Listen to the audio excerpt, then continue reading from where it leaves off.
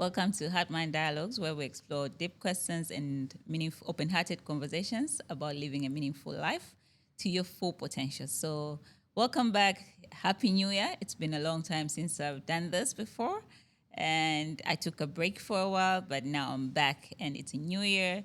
Today's episode is very interesting for a new year. It's called Before the Burnout, and we don't want to wait until burnout happens at the end of the year to address it. We're going to address it right now. I have a very interesting guest. This is a friend I've known for quite a while, and he was born in Kampala and raised in Bukoba, but then after a while in his secondary school, moved to the UK.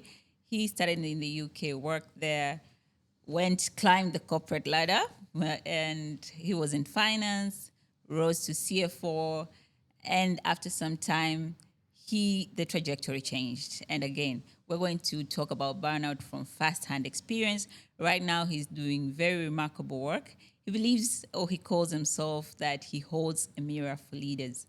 And he believes that if leaders see themselves clearly, they can lead with intention and coherently. So this is Jay Atara. Please tune into this episode. It's a new year. If you're having New Year's resolution, this is the best episode for you to get into before the burnout.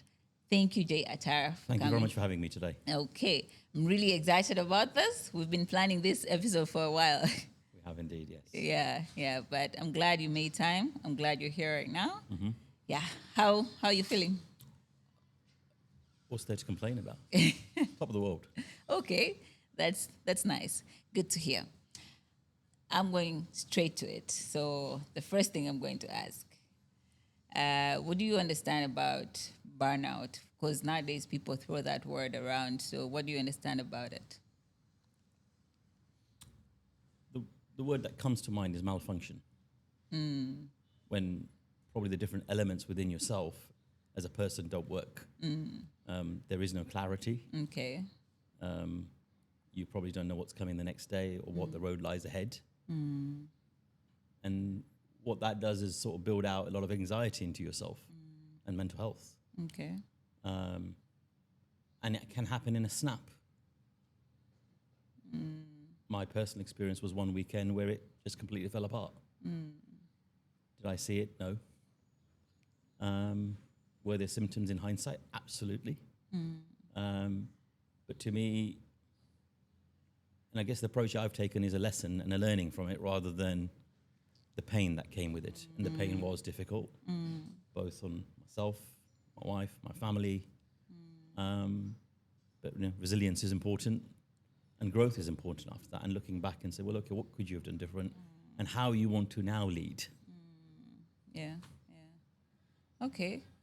So you said malfunctioning. Can you be well functioning, like you're going to work, you're doing what you're supposed to do, you're delivering?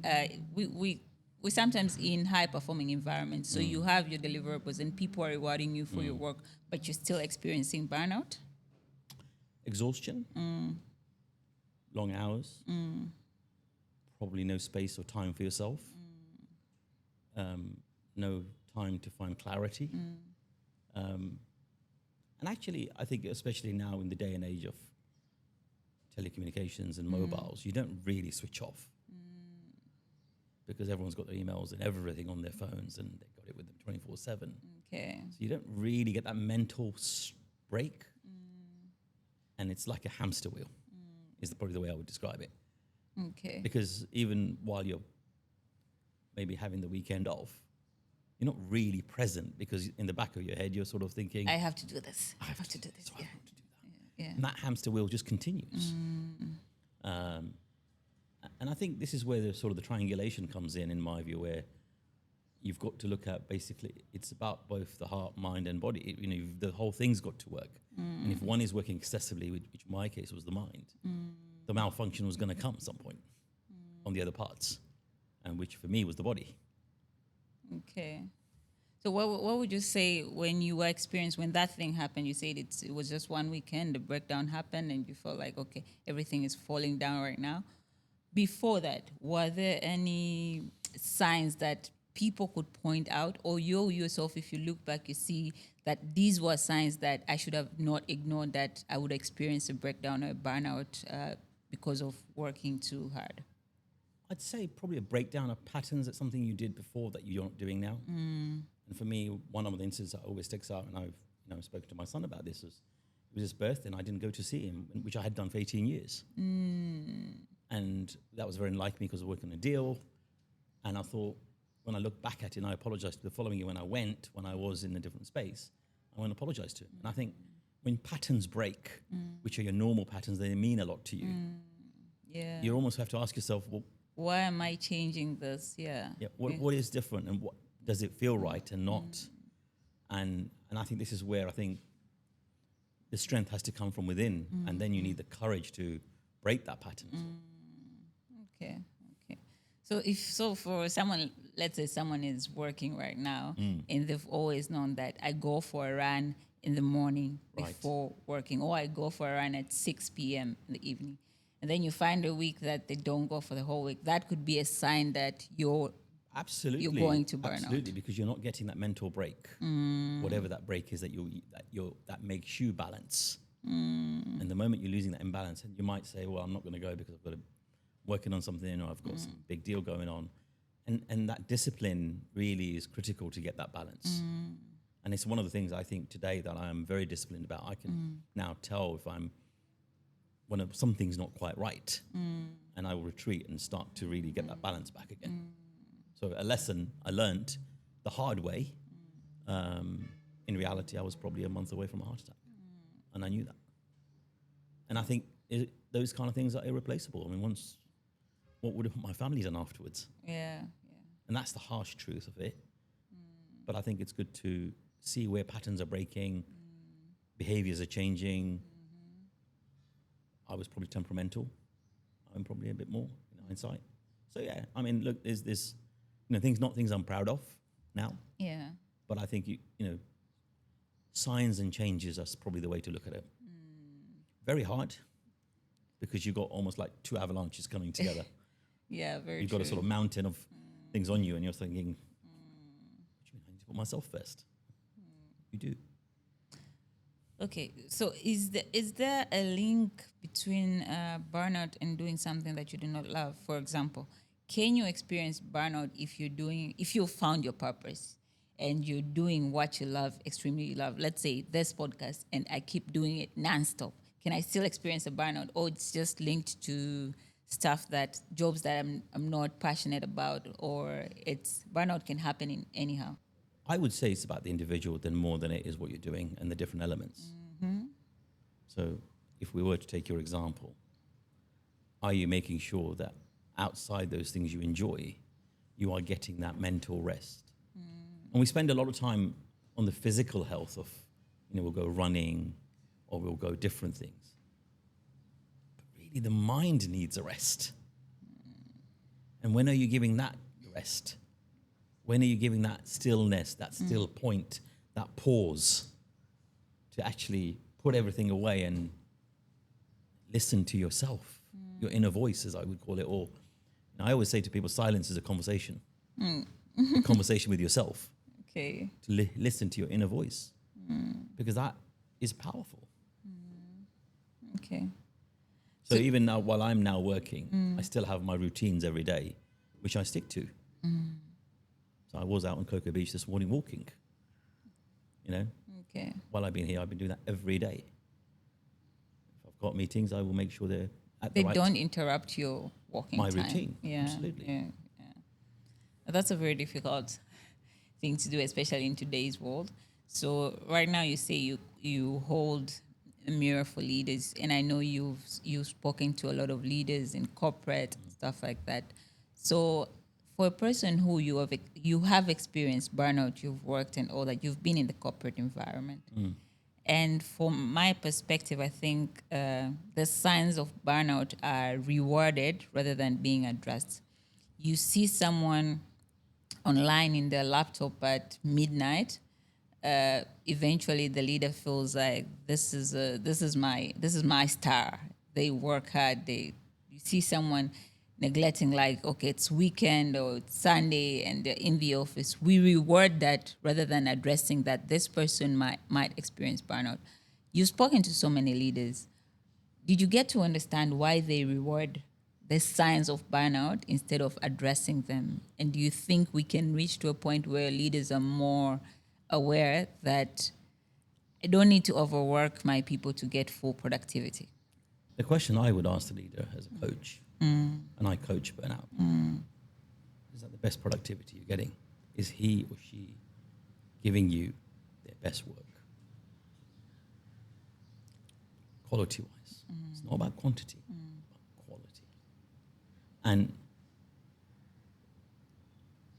we are brought up in a culture of this whole, if you look at the capitalism and how, keep going and keep going. I think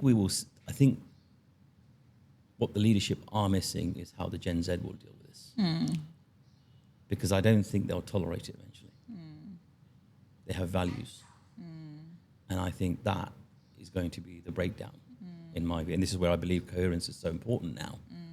Because if you can't manage your people and you can't manage your workforce, you haven't got a business. Yeah. People is the most greatest asset, human capital, and it needs to be managed. And we have youngsters coming through who are very different. And I hear stories about this both from leaders and youngsters. I mean, I had an incident recently where when a youngster said to me, "But they're behaving like this," and I'm like, and it wasn't aligning with them. And that alignment and leveling up really has to come. And I think they're walking into a disaster more than they realize. And I've been an executive for 30 years, and I've seen the trends and things change. And I think we are seeing something very different come through now. So those who want to carry on, good luck with them. But there will be winners and losers in this, like anything. And I think it's important they start to listen to it. So when you're coaching leaders, let's say execs, what do you advise them? How do they approach this? Because at the end of the day, they want the outcomes, and outcomes sometimes means overworking people. Or how do you tell them to deal with I work this? on their emotions. The emotions. Yeah, leveling up with them.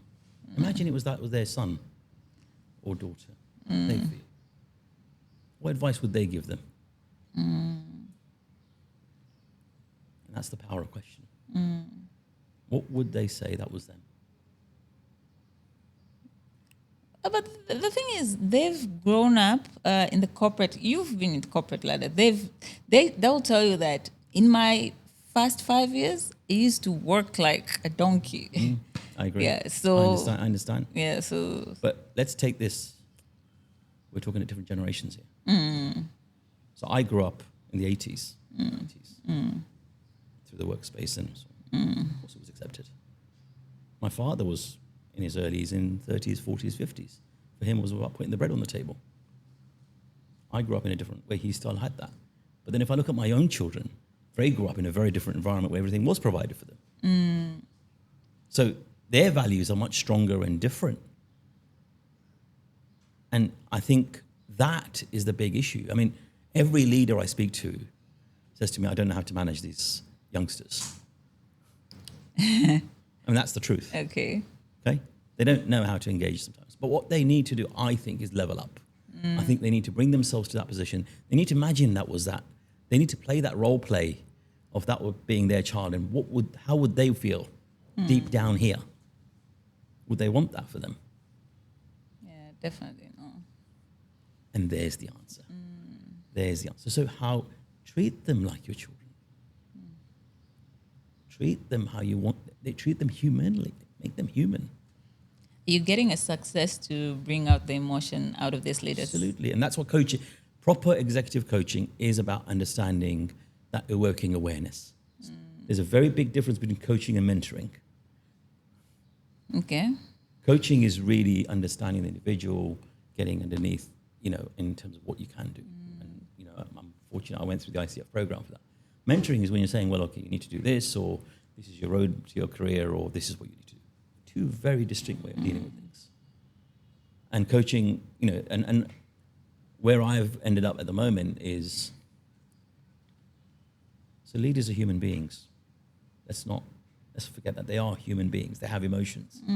They might have been trained in the school of capitalism, but they are human beings. So a lot of my coaching work is very much about creating that space for them to be their human, to be vulnerable. And actually being vulnerable is a strength in this market. Because when you're in, growth comes from being uncomfortable. Yeah, definitely. So, and I think the youth want to see some of that. You don't know everything. I don't know everything. Okay. So did you think like this when you are a CFO? Or maybe the question is, maybe tell me what was Jay like as a CFO and what is Jay like right now as a coach?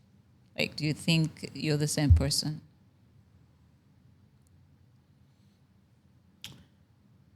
I think I have more lessons now than I had at the CFO. Obviously, the burnouts brought that. I always believed in leading teams and working with them, you know, and treating them and working with them. So you know, if somebody was working too hard on my team, I would actually go to their desk and say, go home. I mean, you've got a life. And if we're doing too much, then it's my job to balance that work, spread it across the team, look at the capacity that I've got. Have we got that right? How urgent is that job? Is it adding value? Can it wait till tomorrow? You see what I mean? So I always had that in me in the teams that I led. Now as a coach, for me, it's more about helping the individual. I always loved helping people. And I've made that my profession now. You know, the best feeling when you're coaching is somebody sits there and goes, oh, I didn't see it that way. And that's the moment you think, right, there's my job. It's that evoking awareness about, and it's there. It's always there. It's within them. Just got to find it. And it's really is through the power of questions. Okay. So maybe just a step back. When the burnout or the breakdown happened, I remember, I think you told me it was in November 2022, when it happened. So, maybe I have to step back, or I don't know what was there, but just explain, what were you feeling at the moment? Were you feeling like I need to get back to business as soon as possible? I need to step back? Were you feeling like a failure? Were you feeling, how did I let this happen? Or what were you feeling when that breakdown happened? Firstly, I think I have an incredible partner who put her arms around me and created that space for me. And my family my kids, my wife really were incredible, but I was in depression. I was in tears. Oh. I couldn't see what was coming next. Okay. It wasn't a case of, let me get back. Yes, you go through the different emotions, but it's too early. And what I did know at that stage was I needed specialist help. And that was probably the most paramount and clear thing, that I needed specialist help. And I tried to live in the present, just go day by day, rather than thinking 3 months I want to get there. And I've learned one thing, that actually expectations and that forward planning actually creates anxiety, because then they're not met, and then you fall over and you create disappointment. The greatest strength is being present at that point. You know, there's a saying I have, which I work with people when I say, you know, you can't carry the baggage of the past, and you can't worry about the future because you haven't seen it. Just live in the present. Take it day at a time. You know, you don't know tomorrow morning what's going to happen. So why think in 2 years' time I want to be this? Just flow with it. Okay. And that's where I've ended up. Whereas probably at that time I had those expectations, whatever they were, pre-burnout, post-burnout. But it was tough. It's tough. And it's very hard. Even today, probably sometimes I do find it hard talking about it. But the depression was there. I mean, I was diagnosed with depression within a couple of days. The doctor said to me, you're not going anywhere. Okay. Oh, I can imagine. Sorry, but we're in a about different that. space now. It's okay. Yeah. So. And I've always said to you, I'm happy to share this story, because if it helps one person out there, I've done my job.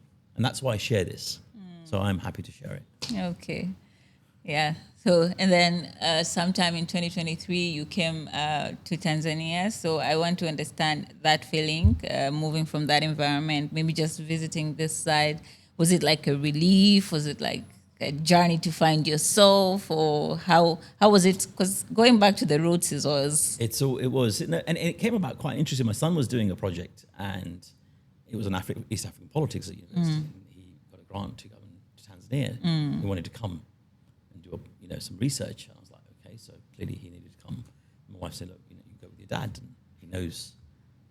And I think putting the feet down on the ground, and there is a lot about the land, and the journey that it started was looking around, thinking, okay, this is interesting. I knew I could add a lot of value here. Having left Bukoba at 10, I asked myself the question, why me? Why in that Bukoba secondary school, why was the one chosen to go to the UK and have the privilege and the career that I had and the life that I had? My father had been here for 50 odd years. He built a school in Tanzania, nice. in Bukoba, in Lake Victoria Primary. He was involved in that part of that setup. And I wanted to do something different.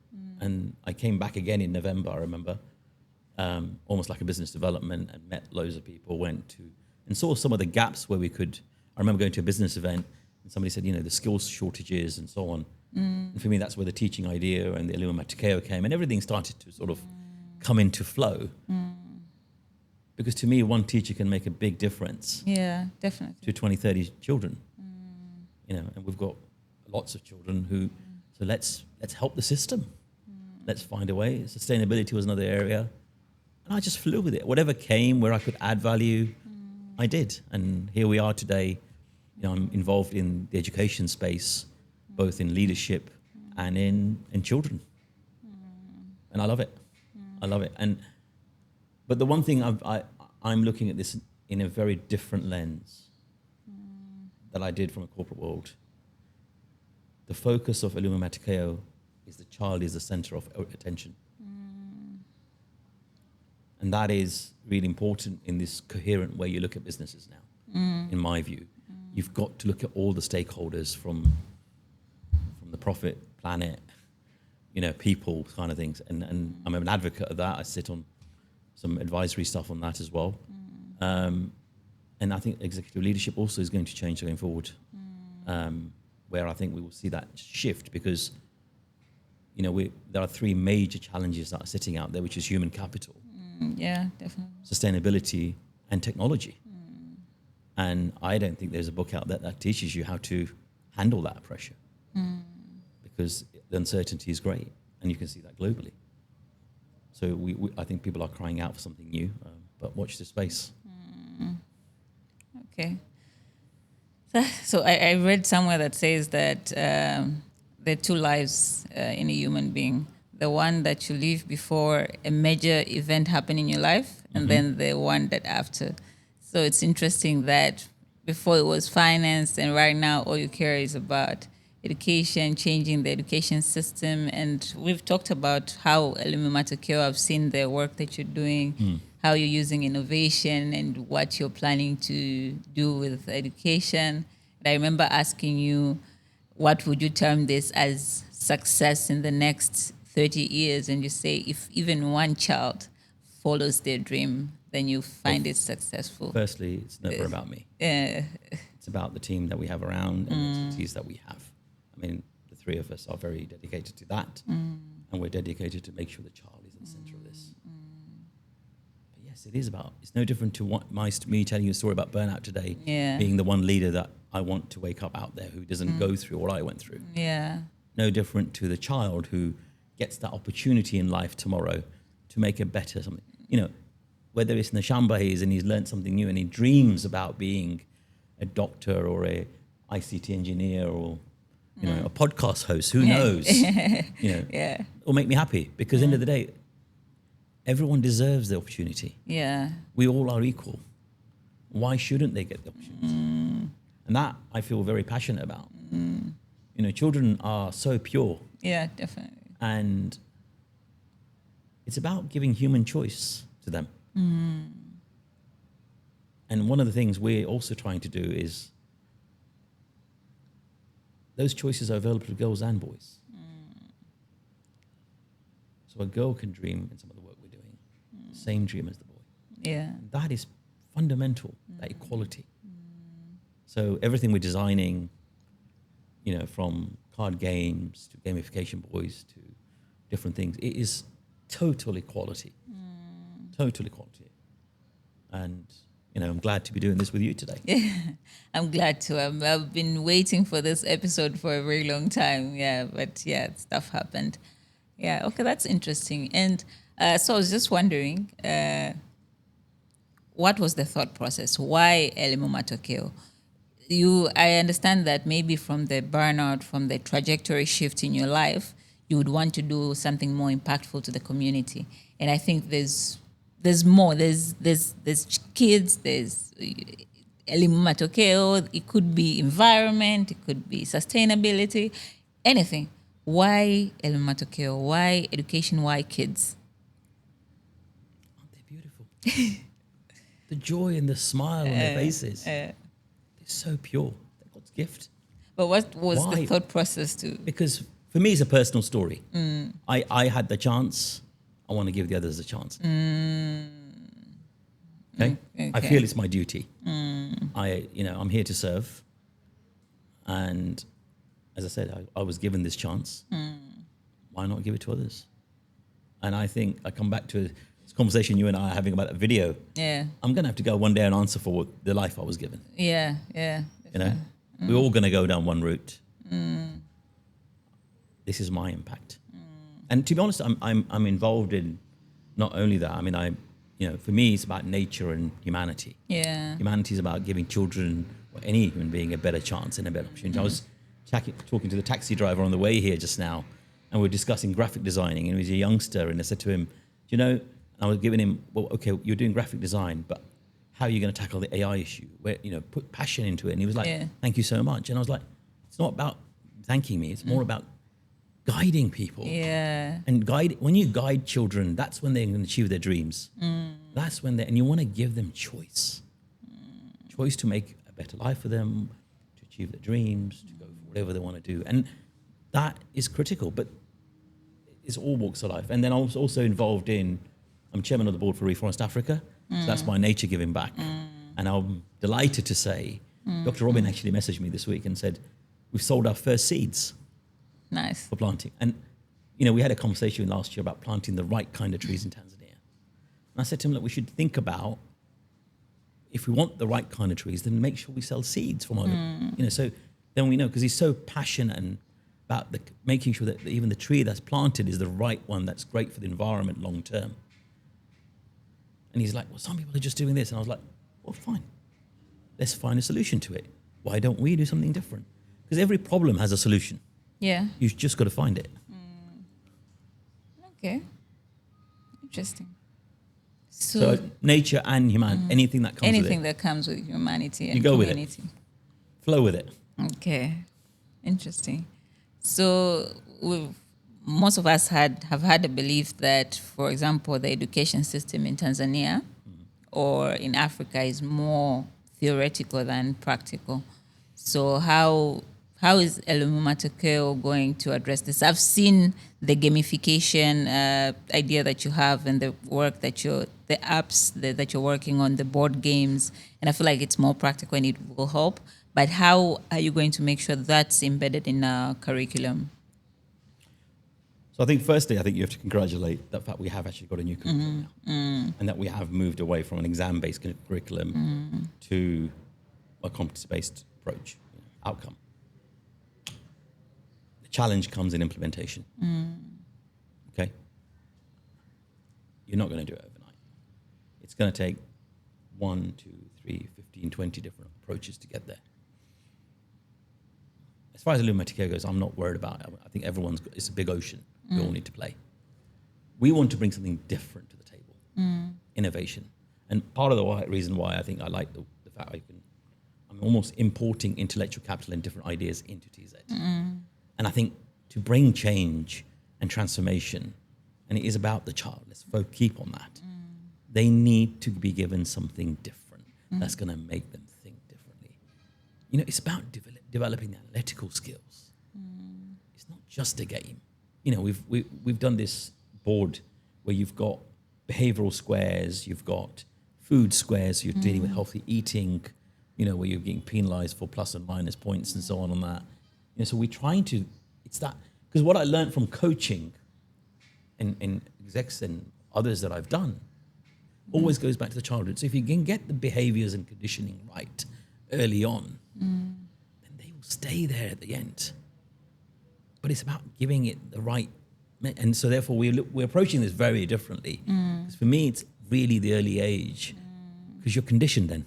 By the time you get to 20, 21, 25, you almost had the conditioning. I mean, in coaching, there's a wonderful book about toads, and you know, it talks about how your parents, your education system, your environment is a great influence on a human being as they're growing up, which I'm sure you can understand, and I can understand because we've all been through it. So if you can start to get to the root cause of those things and give the right options of those kind of things, and let children make those right choices at those points, and create the awareness of the information, then there is an element. So, you know, the cards you saw, they're giving you an option. This is this career. This is what they do. This is the education path to it. And, you know, there's health index and so on. You know, in rural Tanzania, that is magic. Yeah, definitely. Yeah. Magic, because for me, as I've been out and I've been down to rural Tanzania to see, I had to go on the ground, went to Kilimanjaro last year, you know, I've been on the ground, and to me, it's like, okay, so how do we educate? How do we motivate the children?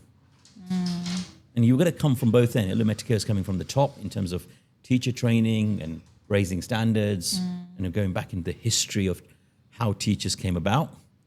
Oh, okay. You see, because Tanzania has a history of how all the teachers, you know, we've got 300,000 teachers. But at the same time, trying to create motivation for the children so the two can meet somewhere. Because there's no point coming from one end and thinking the bottom's going to just jump. Yeah. I think you have to come from both sides. So, you know, the teacher training side, you know, we've written lesson manuals with how to teach, you know, in terms of lesson planning and so on, and really good standard. On this side, we're coming with, okay, let's motivate the children as well. Yeah, okay. Somewhere in between, they'll meet and we'll create that one child that I want to. Interesting. And it's very interesting that you didn't just focus on the urban area. You even factored in the children in the rural areas. That's very good. Yeah. They are human beings. What did I say? And that you can't forget those who are forgotten. Society might forget them. We shouldn't. We shouldn't. No one should. Okay. And we're all going the same way. Interesting. So there's someone out there, I know, focuses on children and how creating this from the early on stages. So there's someone out there who's in corporate right now. They're feeling that, okay, somehow burnout is going to happen and I'm going to need to transform my life. What would you say would be the best approach before the burnout happens? Like someone is overworking right now and they feel like there's nothing I can do about it.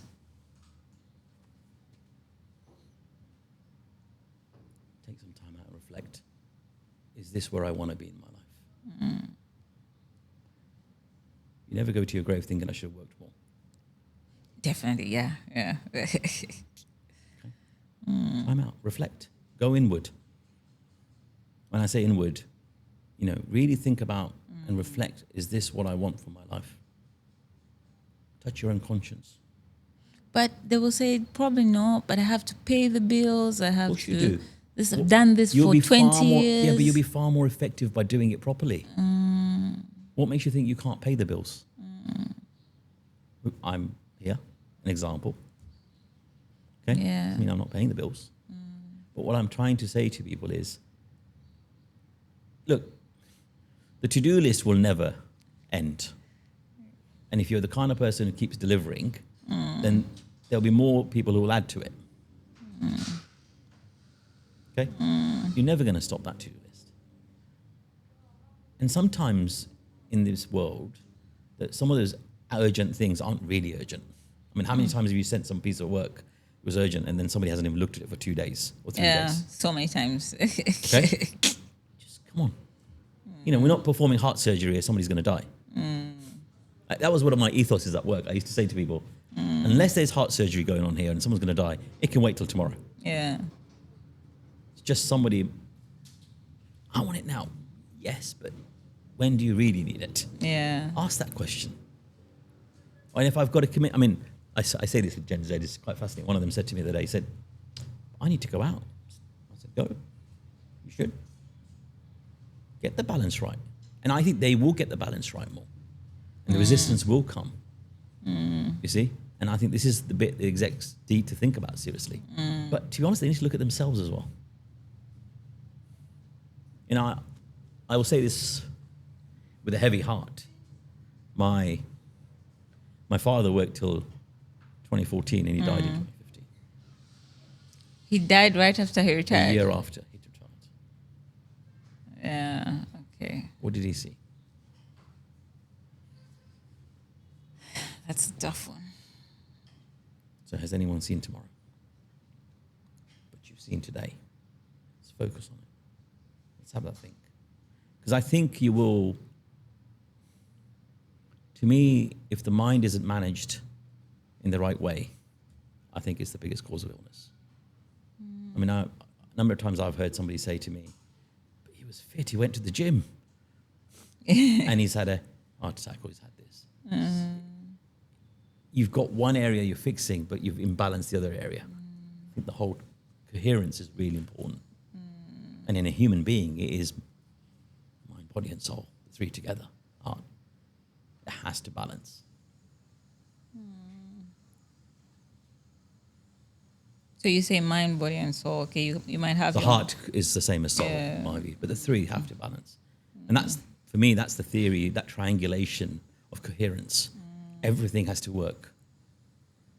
It's no different to an organization. I mean, somebody described coherence to me yesterday. It was a fascinating conversation I was having about a car. Saying, how are you going to drive a car if the gearbox isn't working? It's no different to a body. Yeah. You know, there are all these bits that work, but something's not working, it's going to fall apart. Yeah. And the mind is part of that. But working like in a hamster wheel, you are affecting your mind. And in my case, it was a burnout. I went to the right off the cliff. Wow. Interesting. Okay, I'm going to ask, this is a very random question. Go for it. Mind, body, and soul. So if someone has their mind in the right place, they're taking their time off and stuff, their mental space is great. The body, they do the necessary workout and stuff like that. But the soul, I'm not judging here, but I'm speaking, for example, an atheist. They don't believe in anything and stuff like that. They don't, in spirituality, they don't believe there's a higher power. Is that balance? Or I have a question for them. What keeps them awake at night when they're asleep? What keeps that body running?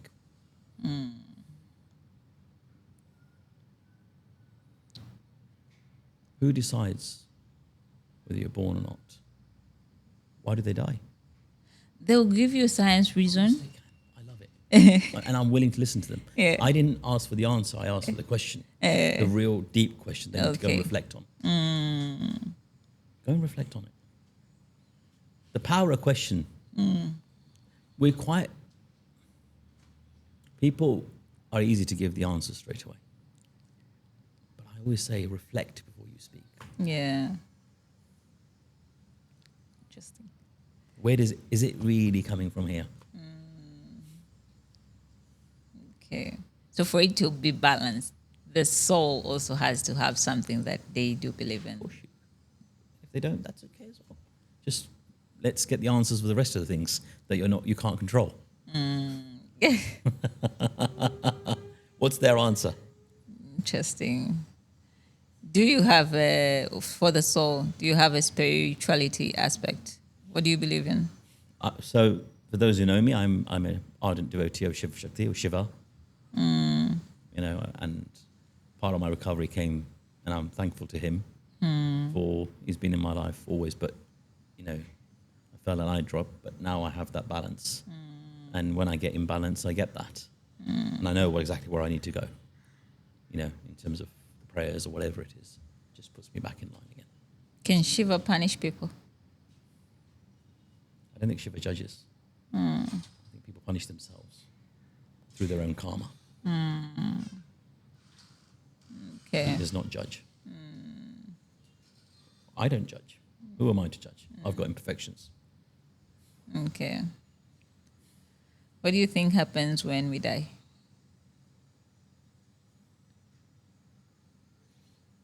That's a big question. I can't say I know the full answer, but I think you will.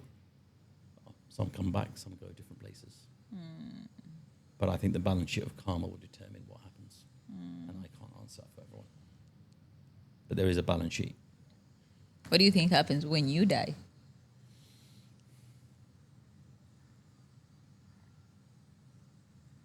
Well, I think it'll be a conversation with Shiva, but I reckon there'll be another serving somewhere. Okay. I'm here to serve, and I will continue to serve. Okay. Interesting. Because I look at the previous pre-corporate life as training. All the skills that I learned then is what I'm using today to drive, to work on Elimu Matokeo, to work on all the things that we talked about.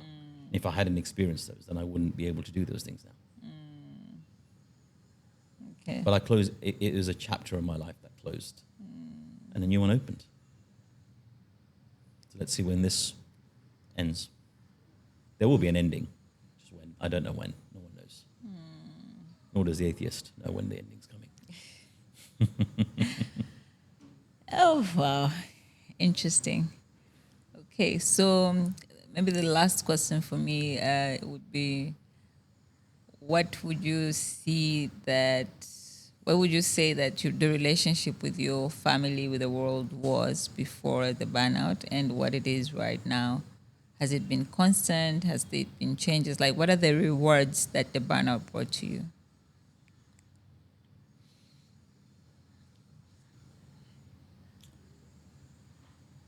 It has brought me a lot closer to my family and my kids. Because I wasn't present before. Because I was in the hamster wheel. Okay. That is probably the best thing that's happened to me, as well as everything else I'm doing. But that I feel a lot more in touch with my children. I'm able to speak to them and level up with them. But I listen to them. Okay. Because when I was in the hamster wheel, there was something else in the back of my head that was going related to work. Now I'm present. Nice. And that, to me, it brings joy. Okay. And I'd like to think two ways, but and I still remember, I think there was a conversation in home with the kids who said to my wife, and said, we'd rather have dad and not have what he's given us. And not have? That rather than, so we'd rather have dad present, alive, Yeah. and not have maybe some of the benefits of him working that what he brought home. Yeah. Yeah. I mean, let's be honest, if I wasn't alive, then where would they be today? Yeah. And that's the harsh truth. But it is the truth. Yeah. And that's why I think we all should look at ourselves, in my view. Have we got the balance right?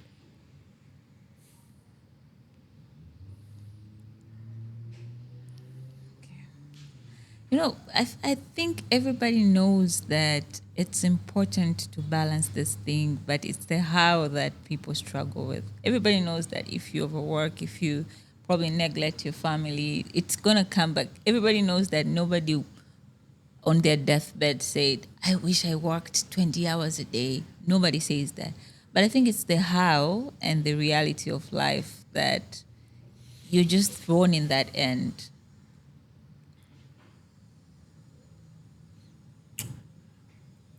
The question is still why you do what you do. You see, it's fascinating, that conversation. Because the word that comes to my mind is content and desires. If you're not content with what you have, there is no end to desires. There's no end to comparison. person's got that, or that person's got that. Be happy with what you've got. And we spend far too much time looking at what we don't have than what we do have. You know, if I've got 8 out of 10, I should be happy still. Not for thinking, where's my next 2 coming from? How can I get to 10-10? Have that gratitude for what you've got. Not, I haven't got this, so I need to go and chase that tail down or down that rabbit hole. And all you do is end up burning yourself in that fire. And the sacrifice for that is far greater. I mean, there's a concept I work in coaching on with people. It's called abundance. Oh, yeah. And the abundance wheel. Let's look at your whole life. Don't look at just one thing. Don't look at just the wealth. Look at the health. Look at the family relationship. Look at the whole circle. And are you balanced in each one of those areas? And we would explore that as part of the work I do with them. And we would look to rebalance that. And that might involve, say, you know, why don't you go and try this? And, you know, when they come back the next session, well, how did that feel? And that might involve, I don't know, going to the park and playing with your son, or going to the beach and having one-to-one time where you've put your phone away completely and everything, and you're actually just focused on playing football with them. And you're switching your mind off. But be present. Don't go and just check your phone while you're playing, or you see my point? That switch off is so important. Not only for you, but for your relationship. And I've been guilty of that. And actually, it's interesting, because if I do go down there, my son will say to me, Dad, put your phone away. You need to be present here. You know? And I listen. Because it is for my benefit. It is a place of love that's coming from. Okay. Oh, interesting. So thanks a lot, Jay. This has been amazing. It's always amazing to talk to you. Your perspective on life is just very whole, I would say. Thank you. And it's very good to listen to it. It makes me remember the most important things in life. You know, in a day like today, you're chasing wealth, you're chasing to climb for title and stuff like that. But when we speak with someone who has been in both worlds, it's very humbling to understand that there's more to life and we're all going to die and stuff like that. Yeah, I don't want to scare people on that one, because some people will get scared. But the title is a very interesting thing, and a question in some of the work I'm doing at the moment. And I said this to one exec. I said, who are you without your title?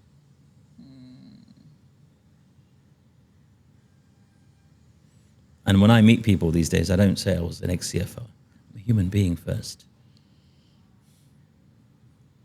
Okay. Yeah. Interesting, but still interesting.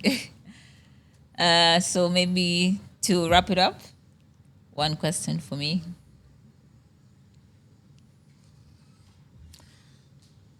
So tell me, what is the truth about you and this podcast? What is the truth about me And this podcast? and this podcast? Why I started it? Okay, I knew it's going to be a very deep question. It's you.